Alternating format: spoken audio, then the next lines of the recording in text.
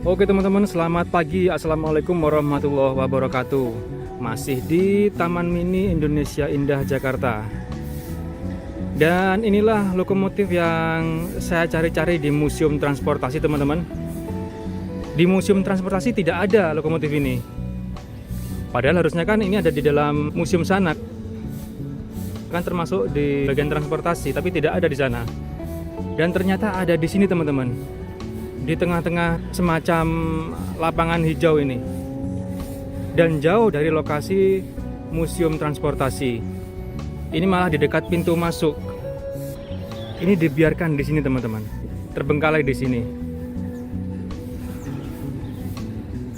Catnya sudah pada mengelupas. Ya wajar sih karena tidak diberi atap, jadi terkena panas dan hujan setiap hari. Dan saya merasa familiar dengan lokomotif ini teman-teman, karena bentuknya kecil, setara dengan lokomotif uap kereta tebu. Bahkan lebih kecil ini sepertinya. Ukuran gauge-nya 600 mili teman-teman. Kalau untuk kereta tebu bisa disamakan dengan gauge-nya pabrik gula Gending, pabrik gula Panji, pabrik gula Pangkah, pabrik gula Seragi, dan yang lain. Namun ini lokomotifnya sepertinya lebih kecil dari lokomotif uap pabrik gula yang memiliki gauge 600 mm itu. Sepertinya loh ya, visualnya tampak lebih kecil ini. TC1011 buatan Hartmann tahun 1921.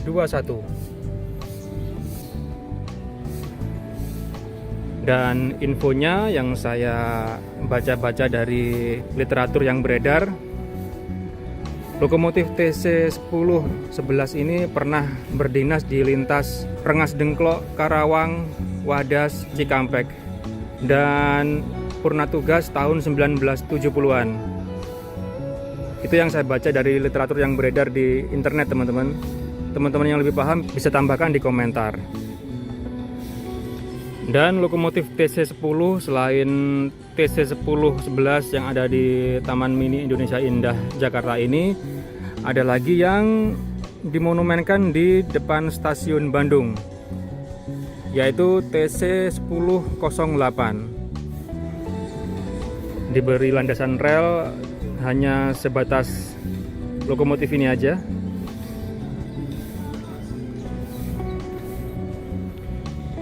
Ya, dengan 3 roda berpenggerak 060T, lokomotif bertender air.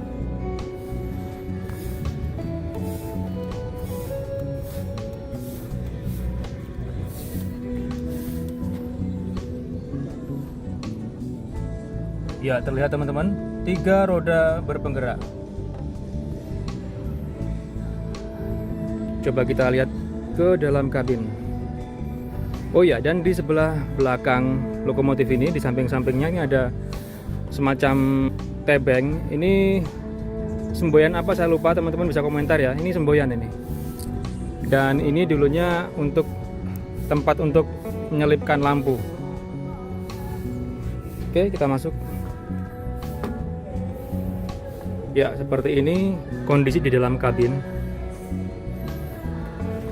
Jendela sebelah kanan, bagian belakangnya seperti ini.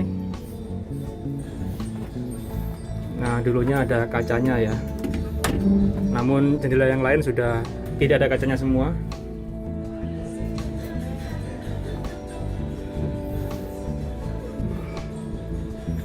Lalu tuas ini untuk mengancing daun jendela agar tidak berputar. Nah, ini ada tempat lampu di kiri dan kanan kabin. Kalau saya lihat di lokomotif uap Semboro, hampir sama seperti ini. Ini adalah tempat pelumas. Nah, ini ya, benar ada gelas duganya untuk memantau ketinggian cairan pelumasnya. Namun sudah terkena cat, ini sudah hitam. Harusnya ini kaca bening. Dan remnya ada di depan, di samping boiler sebelah kiri. Nah, ini untuk maju mundur. Nah, di lokomotif yang besar Yang gauge 1067 yang pernah saya review sebelumnya, itu kan untuk maju mundurnya memakai putaran teman-teman, memakai ulir. Sedangkan ini seperti yang kita lihat di kereta tebu, memakai tuas. Dan ini untuk tuas throttle, tuas gasnya. Untuk peluitnya ada di depan kabin teman-teman. Biasanya kan di atas kabin. Nah ini di depan kabin. Lokomotif uap kereta tebu juga ada yang di depan kabin, seperti TM3 Sondokoro, X Colomadu, dan pabrik gula lain juga ada. Dan ada penulisan Max Snailhead 20 km. Gelas juga sudah hilang. Lalu di bagian boiler juga ada plat pabrikannya. Sudah hampir tak terbaca, tertimpa cat yang tebal. 1920.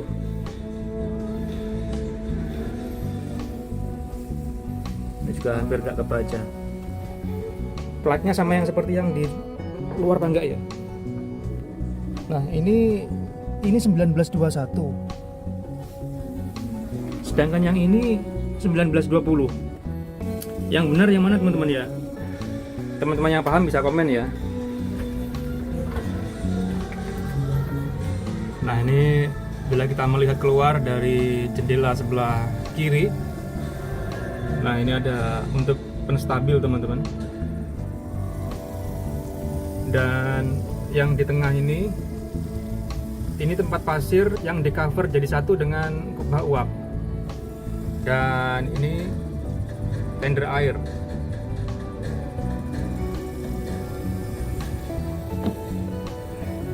Nah ini yang saya maksud teman-teman, ini kubah uap yang di cover jadi satu dengan tempat pasir. Nah tempat pasirnya di bagian belakang ini ya, ada pipa aliran pasir ini. Nah ini kubah uapnya kemungkinan di separuh bagian depan. Dan ini untuk tuas membuka tekanan uap ke piston. Ini untuk memasukkan air. Nah ini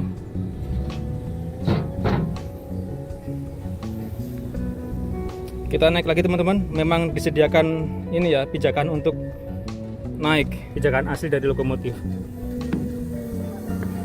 Nah benar teman-teman, di sini ada bukaan untuk memasukkan pasir. Nah benar teman-teman, tempat pasir hanya separuh, bahkan lebih kecil, dan sebagian besar untuk kubah uapnya. Nah ini ya.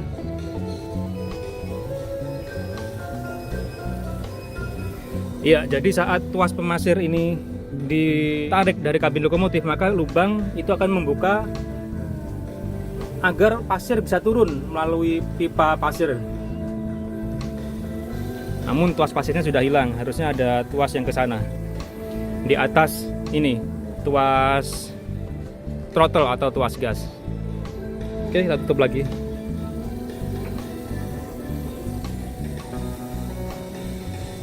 Nah ini cerobong asapnya.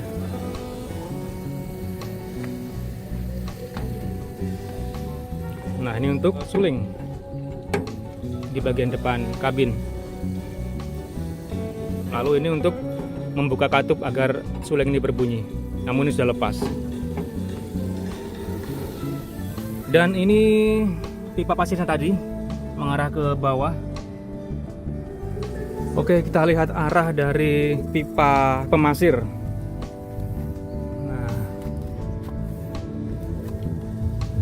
Nah, terlihat teman-teman ya, arah dari pipa untuk menyalurkan pasir. Ya, yang sebelah kiri dibagi dua, ada yang di antara roda tengah dan roda belakang. Lalu yang pipa yang satunya di depan roda paling depan. Ya ini ya. Nah, mengalirkan pasir ke rel yang ada di dekat roda lokomotif.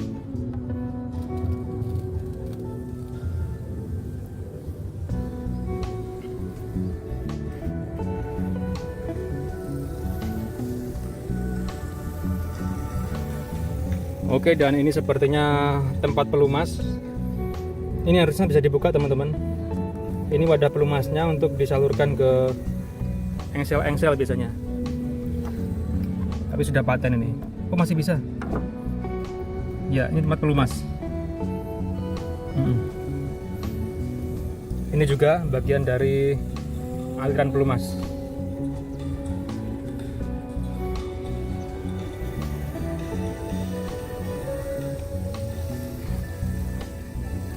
Pintu boiler, namun sudah dipaten ini. Lampu depan.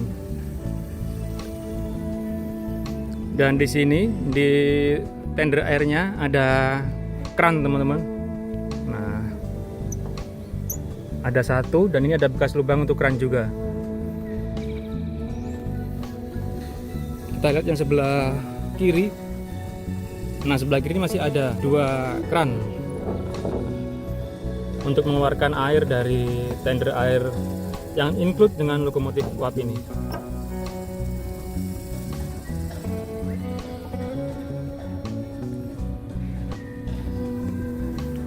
Nah, jadi selain lokomotif uap TC yang teronggok di tengah lapangan ini, nah di sini juga ada lokomotif diesel Skoma, lokomotif uap jadi-jadian yang juga teronggok di sini. Nah, kalau ini infonya memang pernah dibuat kereta wisata, teman-teman. Lokomotif diesel Skoma dengan gauge 600 mm, sama dengan gauge-nya lokomotif uap TC itu, 600 mm.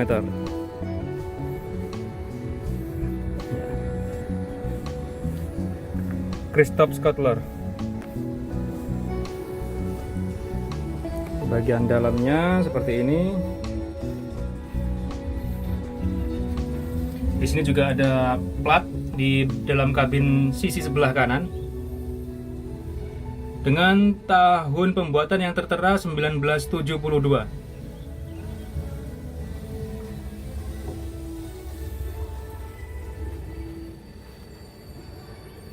Menurut saya, teman-teman ya, daripada lokomotif diesel dimodif menjadi lokomotif uap yang tampilannya kurang maksimal, mending ya dibuat ori lokomotif diesel aja, itu lebih bagus menurut saya. Kalau dibuat modifan, dibuat lokomotif uap jadi-jadian seperti ini, kondisinya kurang maksimal, sama sekali tidak mendekati lokomotif uap, ini malah gimana ya, malah visualnya malah kurang bagus malah. Mending kalau dibuat perfect sekalian seperti yang ada di Jepang. Itu saya pernah lihat video ya, saya kira itu lokomotif uap, identik sekali, perumitannya sangat mendekati aslinya. Ternyata setelah dilihat dari dalam kabin, itu adalah lokomotif diesel.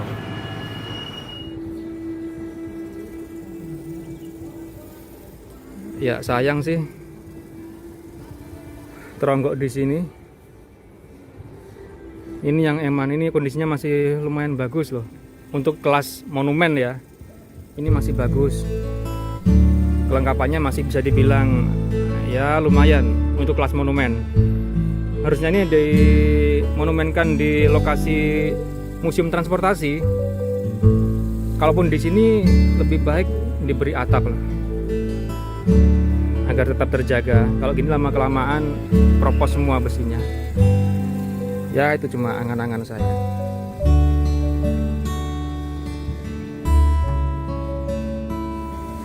Oke teman-teman, terima kasih telah menyaksikan video ini. Jumpa lagi di video selanjutnya. Terima kasih, selamat pagi. Wassalamualaikum warahmatullahi wabarakatuh.